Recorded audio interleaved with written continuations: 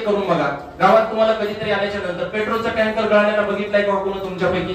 दुधाचा टँकर गळालेला बघितलाय का? तर नाही बघितला. पण पाण्याचा टँकर गळाल्याशिवाय गावात येत नाही हे मात्र तुम्ही बघितलेलं आहे. त्याचं कारण एक आहे, पेट्रोलचा टँकर का गळत नाहीये किंवा दुधाचा टँकर का गळत नाही? कारण त्याला पैसे मोजावे लागतात. पण पाण्याला आजपर्यंत तुमच्याकडून कुणीही पैसे घेतले नाही, कारण निसर्गाने ती तुम्हाला फुकट दिलेली देणगी आहे. म्हणून तुम्ही त्याच्याकडे सकारात्मक दृष्टिकोनातून पाहत नाही किंवा उद्याचं संकट म्हणून तुम्ही जर बघायला लागले तर मला वाटतंय पाणी हे आपल्याला रोज नियमितपणे मिळणार आहे, लक्षात ठेवा. मग एकंदरीत ह्या पाण्याच्या अनुषंगाने तुम्हाला सगळ्यांना सांगितलेलं आहे. आता गावात जल जीवन मिशन प्रत्येकाच्या गावात झाले. प्रत्येक गावात शासनानं 2024 ला प्रत्येक घराला नळ कनेक्शन देण्याचं उद्दिष्ट होतं. 100% आपला तालुका नळ कनेक्शन मध्ये जिल्हा पूर्ण 100% झालेला आहे.